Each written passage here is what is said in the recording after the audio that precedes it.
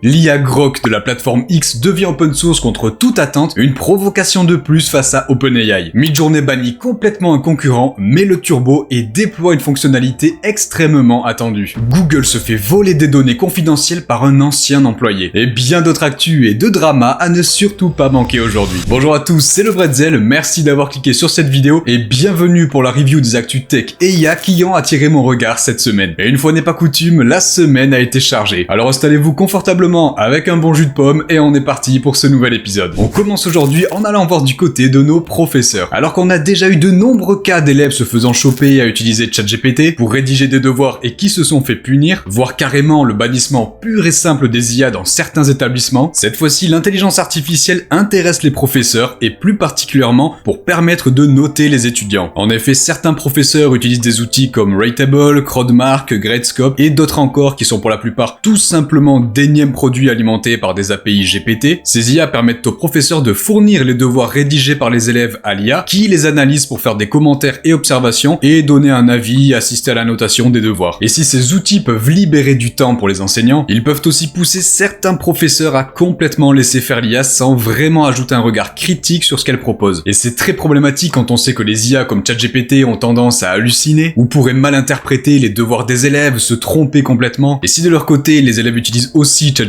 pour générer des dissertations, est-ce qu'on n'arrive pas à un moment où l'IA génère des devoirs et les corrige elle-même? Le tout est de savoir où trouver la limite dans l'utilisation de ces outils pour ne pas gêner l'apprentissage mais au contraire le démultiplier. On a ici l'exemple de l'IA Suno que je vous ai déjà présenté et qui permet de générer des musiques. L'entreprise propose aux professeurs d'utiliser gratuitement leur IA pour créer des musiques éducatives pour ajouter un côté ludique au cours. Ça peut être une utilisation intéressante et amusante de l'IA. Donc préparez-vous à écouter le prochain banger à la radio parler des tables de multiplication. Dites-moi ce que vous en pensez en commentaire, je pense qu'il y a pas mal de choses à dire à ce sujet. Puis en parlant de professeurs, on a Ethan Mollick et Lilac Mollick qui ont rendu accessible gratuitement une base entière de prompts ultra optimisés et très utiles que vous allez pouvoir utiliser avec différents chatbots. On a des prompts pour ChatGPT, Gemini, Copilot ou même encore Claude. C'est en anglais mais les prompts sont très puissants, ça vaut le coup d'aller tester ça. Bien plus que la plupart des prompts que certaines personnes essaient de vous vendre à travers leur formation, profitez-en. Et dans la même approche, on a cette fois du côté d'Anthropic, une base de prompts optimisée pour Claude 3. Vous avez plusieurs catégories avec des prompts plus fun, d'autres orientés pro. Vous pouvez même filtrer vous-même. Et si vous trouvez quelque chose qui vous intéresse, vous cliquez dessus. Vous arrivez sur une page où vous avez juste à copier le prompt fourni en haut et le coller dans le chat Claude. C'est très pratique pour mieux appréhender la façon d'utiliser les prompts avec Claude car ça peut différer un peu de la façon de prompter ChatGPT et aussi ça permet d'avoir de nouvelles idées auxquelles on n'aurait pas forcément pensé. Je vous mets tous les liens en description. Il est grand temps d'améliorer vos prompts gratuitement. Et en parlant de Claude 3, voilà une semaine que ces nouveaux modèles sont sortis. Pour rappel, on a Claude 3 Haiku, le plus petit, pas encore disponible. Claude 3 Sonnet, le modèle intermédiaire accessible gratuitement via le chat Claude. Et enfin, Claude 3 Opus, plus puissant, surpassant GPT-4 dans les benchmarks, disponible via la version payante de Claude à laquelle nous ne pouvons pas accéder pour le moment ou via API tout simplement. Mais alors, après une semaine et les retours des utilisateurs, est-ce qu'on peut enfin dire une bonne fois pour toutes que Claude 3 surpasse GPT-4? On va voir ça ensemble. Pour commencer, on a Amanda Haskell, chercheuse chez Anthropic, l'entreprise derrière Claude, qui a publié le système de prompt de l'IA. Il s'agit des instructions données à l'IA en amont de nos messages pour éviter qu'elle déborde et l'aider à mieux cibler ses réponses. On y voit une structure simple, concise, efficace et surtout ça nous a permis d'apprendre que la base de données de Claude 3 s'arrête à août 2023. Amanda vient ensuite préciser l'intérêt de chaque partie dans la suite du post, mais pour résumer, chaque instruction vient tenter de pallier au biais de l'IA et l'inciter à aider les utilisateurs efficacement. On va voir maintenant des utilisations sympas de Claude 3 que j'ai pu trouver. On a ici Gaptuize sur X qui a utilisé Claude et notamment sa capacité vision d'analyse d'image en lui fournissant un manuel de meubles Ikea sur lesquels il n'y a jamais d'instructions écrites et lui a demandé de lister clairement les étapes à suivre. Claude 3 a su organiser chaque étape correctement et a même précisé à chaque fois les numéros des modèles des petites vis à utiliser. Michael Midday ici a utilisé Claude 3 Opus pour améliorer ses mails pro et également pour du coding et a constaté de meilleurs résultats qu'avec GPT-4 pour ces deux tâches. Et surtout, Claude 3 est bien plus rapide pour générer ses réponses. Un retour ensuite ici de Tinkerbrain qui utilise Claude pour de la création, recherche et analyse de contenu. D'après son expérience, Claude génère des réponses bien plus ciblées et fidèles à la requête initiale en divaguant moins et adapte mieux le style de communication. S'il demande des réponses concises, il sait plus facilement rester bref. Et autre petit élément intéressant ici, pour du brainstorming, les suggestions de Claude Claude sont plus créatives et stimulantes. Mais attention, comme va le préciser ici Ethan Mollick, il n'est pas facile de déterminer si effectivement Claude 3 est meilleur que GPT-4, car en fait dans sa façon de répondre, Claude 3 essaie d'avoir des réponses plus humaines, moins génériques, ce qui vient rendre les utilisateurs plus empathiques et peut potentiellement biaiser un peu le ressenti. Ruben Acid ici a poussé un peu les tests en comparant directement Claude 3 avec GPT-4, et vous allez voir que les résultats ne sont pas forcément évidents. Premier test, l'analyse et résumé de chaque chapitre d'un PDF de 42 pages. Claude a réussi à créer un résumé en plusieurs points pour chaque chapitre, mais ne pouvait étonnamment pas lire les graphiques au sein du document. De son côté, GPT-4 a fait un simple résumé sans séparer en chapitres. Il a ensuite posé une question précise sur le document. Claude a bien répondu en citant exactement le passage du PDF et avec une réponse détaillée, là où ChatGPT n'a tout simplement pas réussi. Claude remporte cette manche. Pour le test suivant, l'écriture de poèmes, Claude a su respecter le type de rime demandé, alors que ChatGPT, non. Nouvelle victoire pour Claude ici. Pour l'écriture d'une histoire pour enfants dans le style de Jean de La Fontaine, les deux IA se sont très bien débrouillés, mais Claude a mieux géré l'aspect moral de l'histoire. Et enfin, pour le test sur la recherche de news, Claude, qui n'a pas accès à Internet, a tout simplement inventé complètement, là où ChatGPT a très bien réussi, étant donné qu'il a accès à Internet. Mais alors, ce qu'il faut retenir de ces utilisations et différents tests, c'est que Claude 3 Opus est bel et bien aussi puissant que GPT-4, voire plus sur certains aspects et utilisations, et c'est justement sur les utilisations et vos attentes que vous allez préférer une solution à une autre. Il n'y a clairement pas un modèle qui met une vitesse à un autre, mais ça fait du bien d'avoir une vraie concurrence à GPT-4 qui peut vraiment être utilisée quotidiennement. Mais là où OpenAI tire son épingle du jeu, c'est sur les fonctionnalités rajoutées à ChatGPT. Et cette semaine, on a d'ailleurs de petites nouveautés de ce côté-là. Avec en premier la possibilité de faire lire les réponses générées par ChatGPT à voix haute. Vous vous rendez dans les paramètres de ChatGPT dans l'onglet Speech et vous sélectionnez une voix dans la liste. Puis lorsque vous parlez à ChatGPT, en bas de la réponse, vous avez une icône en forme de haut-parleur et si vous cliquez dessus, il commence à lire à voix haute sa réponse avec une voix générée par IA de très bonne qualité. Dans l'antre doré de la boulangerie se cachent des trésors tordus en nœuds aux airs de fantaisie. Ces bretzels chauds, brillants de sel cristallin, dansent sur les plaques. Et c'est même disponible en version gratuite avec GPT 3.5. Et seconde mise à jour concernant davantage l'interface cette fois-ci du côté de DALL-E, au niveau de la barre de discussion, vous avez juste au-dessus la possibilité de sélectionner des styles pour votre image à générer avec un petit aperçu si on reste dessus et un petit peu plus à droite la possibilité de sélectionner le format d'image à générer entre carré, horizontal ou vertical, plus pratique que de devoir préciser ces infos dans notre prompt. Et tout ceci est bien beau, mais OpenAI a d'autres préoccupations. La semaine dernière, on avait vu ensemble qu'Elon Musk portait plainte contre OpenAI, et bien l'entreprise ne s'est pas laissé faire et a publié un article officiel sur son blog en réponse à Elon Musk, en rendant notamment public des échanges de mails internes entre Sam Altman, Greg Brockman et Elon Musk quand il faisait partie d'OpenAI, et l'article vient défendre OpenAI contre les accusations selon lesquelles l'entreprise dévie de sa mission initiale, en cherchant désormais le profit, en précisant que dès le début, même Elon Musk avait reconnu qu'il était nécessaire que l'entreprise génère du profit, rien que pour acquérir les ressources nécessaires à la création des modèles d'intelligence artificielle. On y apprend également que le milliardaire voulait à l'époque un contrôle total d'OpenAI et fusionner l'entreprise avec Tesla, ce qui était selon lui l'unique moyen pour OpenAI de concurrencer Google. Ces échanges de mails montrent donc une toute autre version de l'histoire, dans laquelle effectivement, dès les années 2015-2016, l'entreprise avait déjà conscience de la nécessité d'avoir de grosses rentrées d'argent pour véritablement faire évoluer ses modèles. La réponse du principal intéressé ne s'est pas fait attendre. Dans un humour qui lui est propre, il a indiqué accepter d'abandonner absolument toute poursuite contre OpenAI s'il renomme l'entreprise Closed AI. Elon Musk en rajoute encore une couche en annonçant que son IA Grok disponible pour les membres premium du réseau social X sera rendu open source cette semaine. À l'heure où j'enregistre la vidéo, ce n'est pas encore le cas, mais on pourra très certainement revenir dessus la semaine prochaine pour voir ce qu'il en est réellement. Il n'a pas précisé pourquoi il souhaitait rendre Grok open source du jour au lendemain, mais ce n'est pas la première fois qu'il agit ainsi. On avait déjà pu avoir des brevets de Tesla rendus publics, ou plus récemment encore l'algo du flux de recommandations de X rendu public également, mais c'est sans aucun doute sa façon à lui de tenter de montrer l'exemple en espérant éventuellement qu'OpenAI fasse de même dans les prochains jours, ce qui me semble extrêmement peu probable. Vous remarquerez dans le commentaire juste en dessous de nouveau le petit tacle à OpenAI évidemment, mais comme le précise ce commentaire Reddit,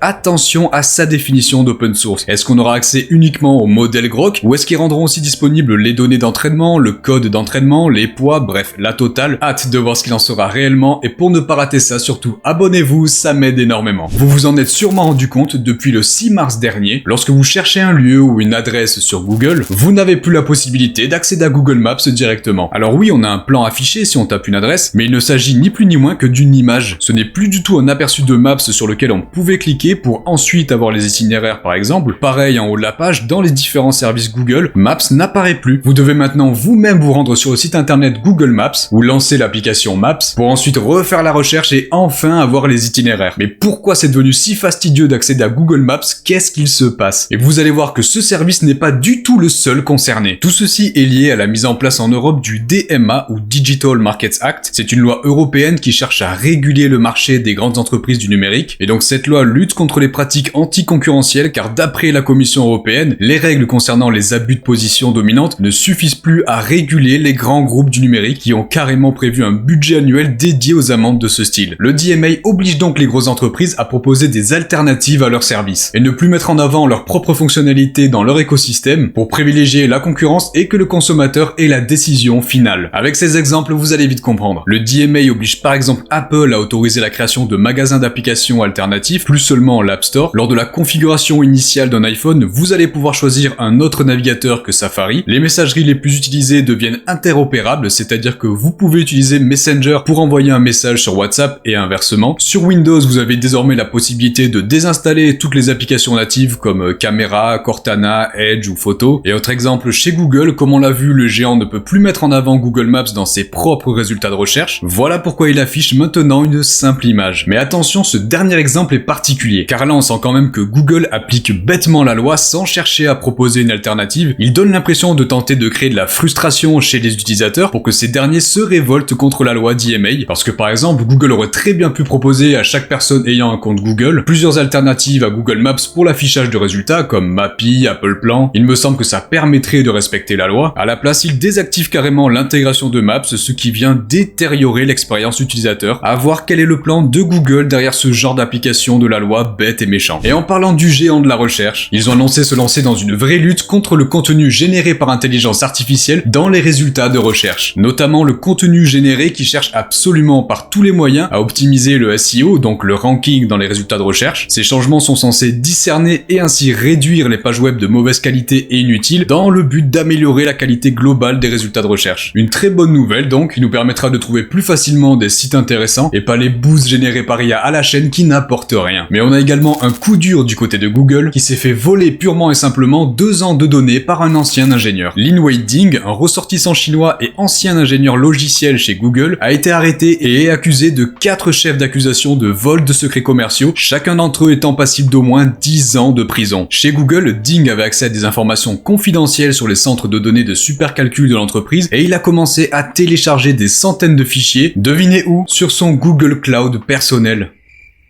Mais ce qu'avait oublié de préciser Lin Weiding à Google, c'est qu'il avait lui-même fondé et été PDG d'une start-up basée en Chine, visant à former de grands modèles d'IA, et avait également un poste de directeur technique dans une entreprise de technologie d'IA en phase de démarrage en Chine. Pour ne pas éveiller les soupçons, un autre employé utilisait le badge de Lin Weiding dans les locaux de Google pour simuler sa présence alors que ce dernier était en Chine tranquillement. Il a démissionné de chez Google le 26 décembre dernier, 3 jours plus tard. Il s'est présenté à une conférence en tant que PDG de sa boîte chinoise d'IA. Google a donc suspendu immédiatement ses accès et verrouillé son ordinateur portable, découvrant au passage des téléchargements non autorisés. Le FBI a perquisitionné ses appareils électroniques en janvier et ont découvert plus de 500 fichiers confidentiels volés à Google. Cette affaire est un gros signal d'alarme concernant l'importance de ces avancées technologiques et ce à quoi sont prêts à faire les entreprises ou même les pays pour ne pas rester derrière dans cette course à l'intelligence artificielle. Il ne fait aucun doute qu'on aura de nouveau de tels cas apparaître dans les prochains mois et années. Et la concurrence et le drama a aussi lieu du côté des intelligences artificielles de génération d'images. Dans la nuit du samedi 2 mars au dimanche 3 mars dernier, le service de génération d'images par IA Midjourney était complètement inaccessible. Impossible de générer de nouvelles images, le bot Discord ou le site Midjourney Alpha était complètement indisponible. Il a fallu attendre quelques jours pour que Midjourney revienne sur l'incident en indiquant que cette panne était due à des personnes essayant de récupérer toutes les images et prompts liés générés par Midjourney. Donc un gros scrapping de données qui a fait tomber les serveurs un long moment. Ils ont réussi à retrouver les comptes de ces personnes qui ont tenté de récupérer en masse les données de Midjourney et sont tombés sur des comptes liés à des adresses mail de Stability AI. Et il s'agit de l'entreprise derrière Stable Diffusion. La réaction de Midjourney ne s'est pas fait attendre, ils ont tout simplement banni tous les employés de Stability AI de leur plateforme. Emad sur X, à la tête de Stability AI, ne semble pas du tout être au courant de telles pratiques de son côté, en précisant que Stable Diffusion n'avait en aucun cas besoin de ce genre de données pour être entraîné et rappelant rappelant qu'il est lui-même fan de Midjourney et avait participé à subventionner la bêta de Midjourney. Il rajoute investiguer en interne pour déterminer qui aurait fait ça et qu'il ne s'agit en aucun cas d'un acte volontaire de Stability AI. Le patron de Midjourney lui a répondu en lui envoyant toutes les informations qu'ils ont récupérées pour qu'il puisse enquêter de son côté. Une histoire qui finit bien entre Midjourney et Stability AI a priori, mais c'est quand même cocasse de voir la réaction de Midjourney lorsqu'ils se sont fait scraper leurs images et prompts associés, alors qu'eux-mêmes ne se sont pas du tout gênés pour scraper l'ensemble des images d'internet avec leur description pour alimenter et entraîner leur modèle de génération d'images par IA. Mais on a quand même de bonnes nouvelles côté Midjourney avec de nouvelles fonctionnalités. On a tout d'abord la mise à jour de la fonctionnalité Describe qui vous permet d'envoyer une image à Midjourney et l'IA va pouvoir analyser cette image et vous formuler un prompt correspondant pour tenter de la recréer à l'aide de Midjourney. On voit ici quelques exemples avec l'image originale à gauche et à droite l'image générée par Midjourney grâce au prompt qu'il a lui-même créé avec la fonction Describe. On voit quand même quelques différences, mais à chaque fois, le thème de l'image originale est plutôt bien reproduit. Ils ajoutent également un mode turbo à la version 6 avec la commande /turbo permettant de générer des images 3,5 fois plus rapidement. Attention du coup, la génération coûte 2 fois plus cher. Nick Saint-Pierre l'a testé ici et a pu générer des images pour 40 prompts en 1 minute et 50 secondes, ce qui fait 2,75 secondes par prompt ou encore 0,69 secondes par image générée, ce qui est vraiment très rapide quand on rappelle que ce sont des images ayant la qualité de Midjourney version 6. Et enfin, c'était une fonctionnalité attendue depuis très longtemps, voilà que débarque la cohérence des personnages générés avec Midjourney. Midjourney précise que c'est une fonctionnalité en test, mais elle fonctionne déjà carrément bien, surtout en comparaison de ce qu'il se faisait avant. On peut donc générer des images avec des personnages ayant des visages cohérents, mais aussi des coupes de cheveux et même des vêtements cohérents dans différents styles et scènes. Nick Saint-Pierre nous propose ici plusieurs exemples avec un personnage récurrent, et malgré les changements de style des images générées, on retrouve bien le personnage à chaque image. On n'est pas sur quelque chose d'identique, mais ça suffit amplement pour donner une impression de cohérence. La semaine dernière, je vous ai demandé dans l'onglet communauté YouTube de la chaîne quel est aujourd'hui votre chatbot IA préféré. Sur 184 votes, pour la grande majorité de 74%, c'est ChatGPT. En deuxième, on a la catégorie autre à préciser en commentaire avec 10%, et dans les commentaires revient souvent le chatbot Copilot. Vient ensuite étonnamment le chat de Mistral avec 8%, et enfin à 4% chacun, Gemini et Claude. Il sera très intéressant de reposer cette question dans quelques mois avec toutes les sorties qu'on va avoir cette année. Le sondage cette semaine dans l'onglet communauté de YouTube est le suivant: Elon Musk a-t-il raison d'attaquer OpenAI? Oui, car ils ne respectent pas leurs engagements. Oui, mais c'est complètement inutile. Non, c'est peine perdue. Non, c'est complètement ridicule. On reviendra la semaine prochaine ensemble sur les résultats. Et c'est déjà la fin de notre récap hebdomadaire des actus tech et IA. Je vous souhaite à tous une très bonne semaine. C'était le Bretzel, à très vite.